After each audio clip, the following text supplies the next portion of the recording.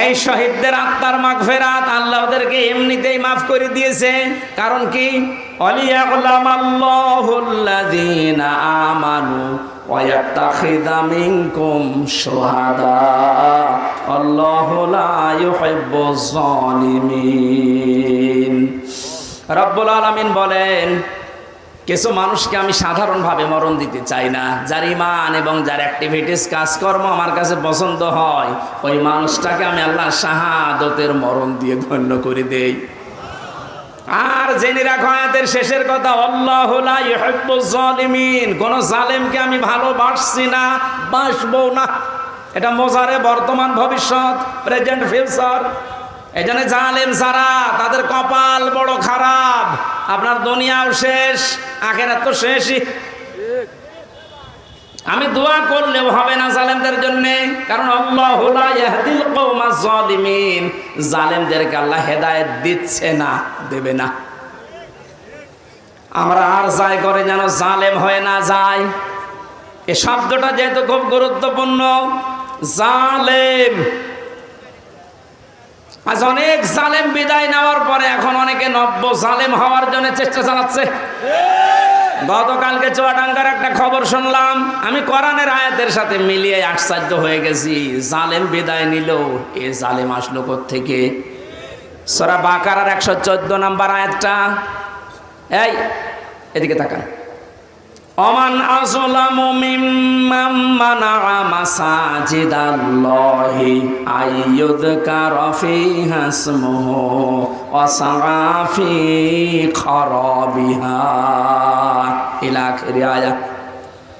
কোরআনে কারীম থেকে দার্স দিচ্ছিল, এক জালেম এসে বলছে এটা বন্ধ করো, এটা মসজিদের ভেতরে রাজনীতি চলবে না। আমি মিলিয়ে দেখলাম কোরআনে কারিমের আয়াত আল্লাহ মনে হয় ওর নাম দিয়েই নাযিল করেছে। ওমান আযলাম, আল্লাহ বলেন বড় জালেম দেখতে চাও? আমি আল্লাহর দৃষ্টিতে সবচাইতে বড় জালেম ওই লোকটা, মিম্মাম মানাআ মাসাজিদ আল্লাহ, যে লোকটা আল্লাহর মসজিদের ভেতরে নিষেধ করে, আইয়ুযকারা ফীহা ইসমুহু, তার নামের জিকির করতে, তার নামের আলোচনা করতে আল্লাহর ঘর মসজিদে যারা নিষেধ করে, এরা আল্লাহর দৃষ্টিতে বড় জালেম। আমরা মনে করছি জালেম হয়তো বিদায় হয়ে গেছে, না, এখনো নব্য জালেম তৈরি হচ্ছে। এই জন্য জালেম যদি কেউ হয়ে থাকেন, বুঝে হন আর না বুঝে হন, থামেন, আপনার কপালে আগুন লাগবে।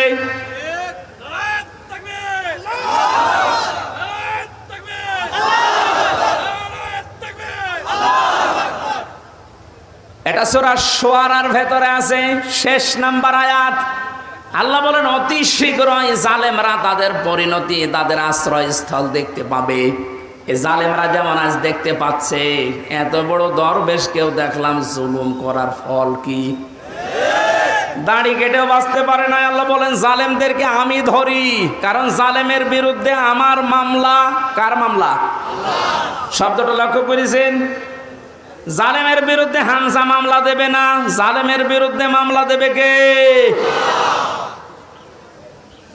ডাক্তার শফিকুর রহমান আজকেও ঘোষণা দিয়েছে কুষ্টিয়ায় যে আমরা সবাইকে সাধারণ ক্ষমা করে দিলাম, কিন্তু যে পরিবারগুলো অত্যাচারিত হয়েছে তারা যদি এখন অত্যাচারের প্রতিশোধ নিতে গিয়ে কিছু করে, ওইটার জন্য আমরা দায়ী না।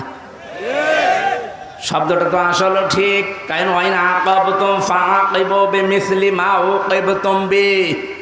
আল্লাহ বলেন যতটুকু অত্যাচারিত হয় প্রতিশোধ অতটুকু নিতে পারবা। আমার তো যতটুকু মনে হচ্ছে এতটুকু নিলেও জালেমরা দুনিয়ায় টিকে থাকতে পারবে না। আপনাকে ব্যারিস্টার আরমানের মতো 8 বছর যদি মাটির নিচে ওই কবরের ভেতরে রাখা যায়, আপনি যত বড় জালেম হন এমনি মরে যাবেন। আল্লাহ তো বলেছে যতটুকু করেছে অতটুকু করো, আপনি পারবেন?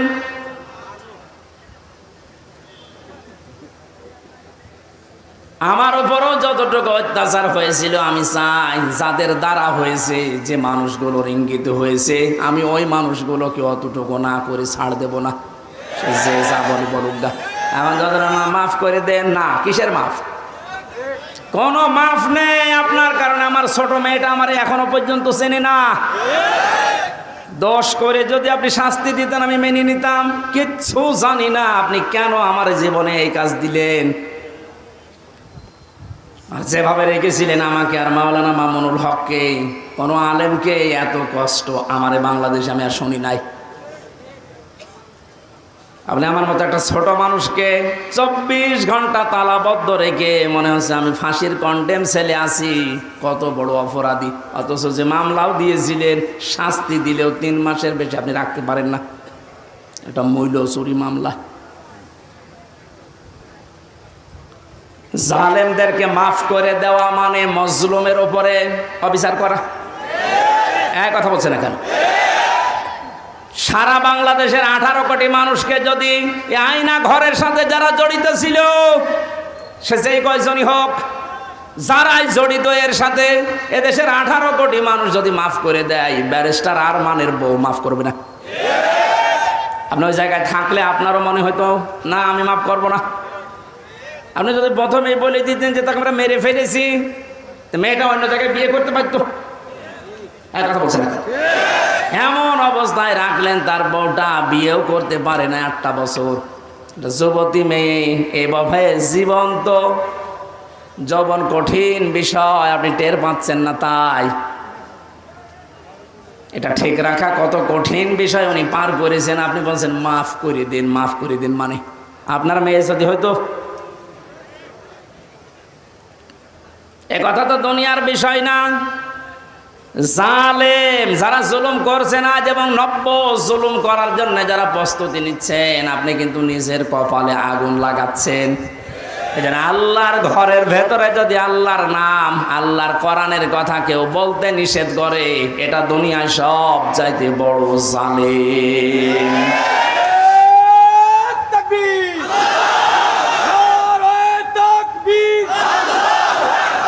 ইসলামের শত্রুরা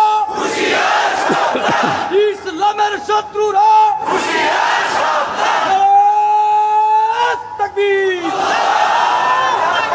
এবার একটা কঠিন আয়াত বলছি, খুব ভয়ঙ্কর এটা।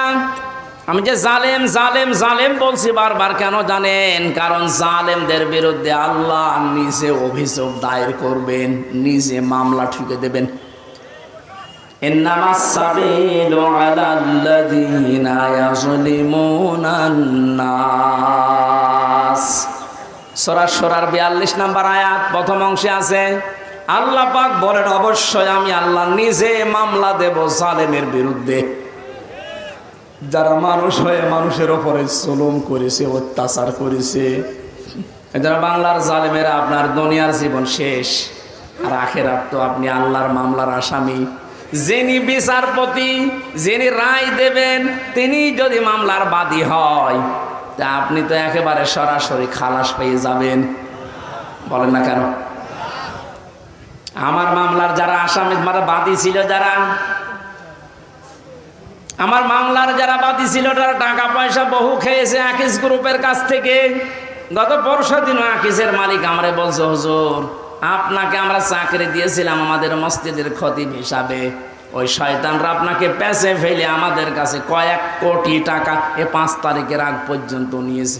যদি 5 তারিখ না আসতো ওরা এখনো টাকা নিত।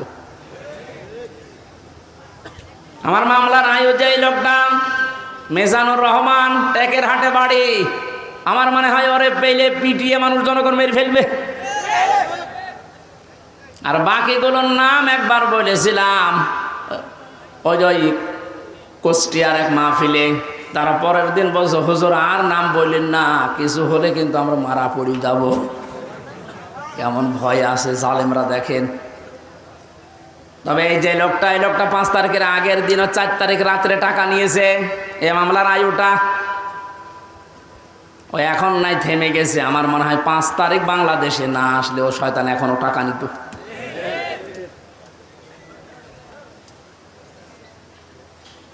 আপনারা তো আল্লাহর মামলার আসামি। আমার মামলা গত বৃহস্পতিবারে সব ঢিসমিস হয়ে গেছে, খারিজ করে দিয়েছে।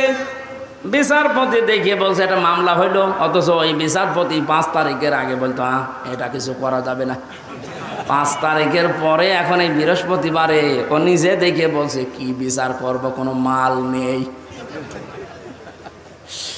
অনেক নিজে পড়ে পড়ে দেখছে, বলছে কোনো মাল ম্যাটারেস নেই, কি দেখে বিচার করব, যা সব বাদ। আমাদের সবাইকে খালাস দিয়ে দিয়েছে। এই যে খালাসি যখন দিয়ে দেবেন, 3 বছর আপনি বিনা কারণে জেল খাটালেন, কোন কারণে? খালাস দেওয়া মানে কি? কোনো অপরাধ নেই, কোনো দোষ আমরা পাইনি নাকি? খালাস দেওয়া মানে তো এই, তাহলে দোষ তো আমার নেই, আপনি নিজেই প্রমাণ করে দিলেন। বিনা কারণে যে 3টা বছর নষ্ট করলেন। গতকালকে একজন মুসলমান হয়েছে, পরশুদিন। আমার মনে হয় 3টা বছরে যদি আমি বাইরে থাকতাম, এই 20 সালের আগ পর্যন্ত 53 জন মানুষ মুসলমান হয়েছিল কোরআন শোনার পর। বের হয়ে একজন হয়ে গেল। 3 বছর থাকলে আমার মনে হয় এখনো পর্যন্ত 50 জনের উপরে মানুষকে আমি জান্নাতে নিতে পারতাম। আপনি সুযোগ থেকে বঞ্চিত করে দিলেন।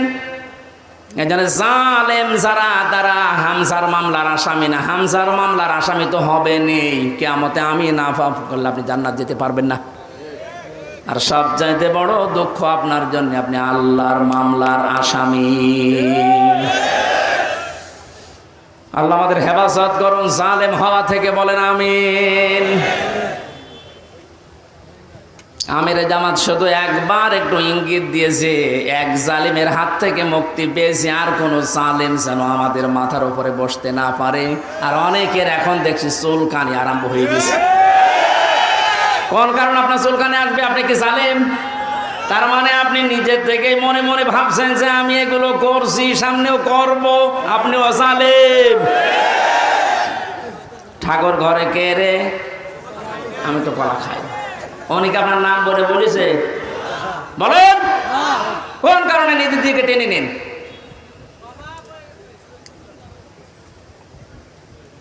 পাপ যদি পূর্ণ হয়ে যায় তখন কিন্তু আল্লাহ আর ছাড় দেয় না। ওয়ালা ইয়াহসাবান্নাল্লাযীনা কাফারু আন্নামা নুমলি লাহুম খায়রুল লিআনফুসিহিম ইন্নামা নুমলি লাহুম লিয়াজদাদু ইসমা ওয়া লাহুম আযাবুম মুহিন। কাফেররা ধারণা করে আমাদের চেয়ার যে বসে আছি, ক্ষমতার চেয়ার, এর নড়ন চড়ন নেই, এটা মনে হয় আল্লাহ ভালোবেসে আমাদেরকে দিয়েছে। আল্লাহ বলেন না, ওরা মনে করে আমাদের কল্যাণের জন্য চেয়ার, আমরা যা করছি সবই তো বৈধ। আল্লাহ বলেন তোদেরকে তোদের পাপের বোঝাটা পরিপূর্ণ করার জন্য আমি আল্লাহ চেয়ারে বসিয়ে রেখেছি। ওরা সর্বশেষ পাপের বোঝা পরিপূর্ণ করেছে ইসলামী আন্দোলন, একামতে দিন, জামাত ইসলামকে নিষিদ্ধ করার মাধ্যমে। এটা না করলে পাপের বোঝা পরিপূর্ণ হচ্ছিল না। যেই শয়তানগুলোর পরামর্শ এটা করেছিল, শয়তান এখন সব ডিম খাচ্ছে, সবগুলো ডিম খাচ্ছে, পচা ডিম। কথা বলে না কেন? লিয়াজদাদু ইসমা, ওদের পাপের বোঝা 5 তারিখের আগ পর্যন্ত পূরণ হয়নি। যেই করেছে 1 তারিখে, 4 তারিখের ভেতরে আল্লাহ সব কমপ্লিট করে দিয়েছে।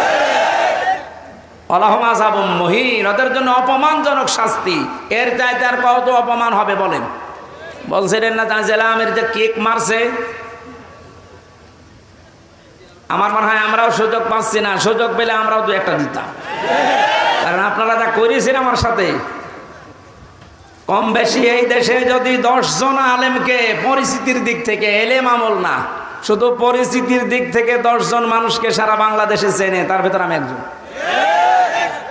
পেটের ভেতর থেকে শুনতে শুনতে আসে যে হামজা বলে একজন আছে। গাড়িতে আসার সময় মায়ের কোলে বসে বসে কি খাচ্ছে, চিপস খাচ্ছে, আর বলছে ওই যে হামজা যাচ্ছে। তার মানে ও পেটের ভেতরে শুনে এসেছে যে হামজা নামে একজন আছে। এইরকম একটা পরিচিত মানুষের সাথে আপনি আমার মাজায় দড়ি দিয়ে, পায়ের ভেতরে বেড়ি দিয়ে, তাও ডান্ডা বেড়ি, হাতের ভেতরে আপনি হ্যান্ডকাপ দিয়ে, কালো কাপড় দিয়ে চোখ বেঁধে আপনি 11 ঘন্টা টাঙিয়ে রাখলেন। আপনি মানুষ? আবার যখন দড়ি দিয়ে টেনে নিয়ে যেত আদালত প্রাঙ্গণে, মনে হতো যে ছাগল টেনে নিয়ে যাচ্ছে। আর ওই কয়েকতলা আছে তো, ওই অন্য জায়গা থেকে একে অন্যের সাথে তাকিয়ে টিপ্পনি কাটতো, ঠিকই হচ্ছে। এবার আমরাও বলি যে ঠিকই হচ্ছে। ওই আপনি সব বলেন, আপনি সব বলেন।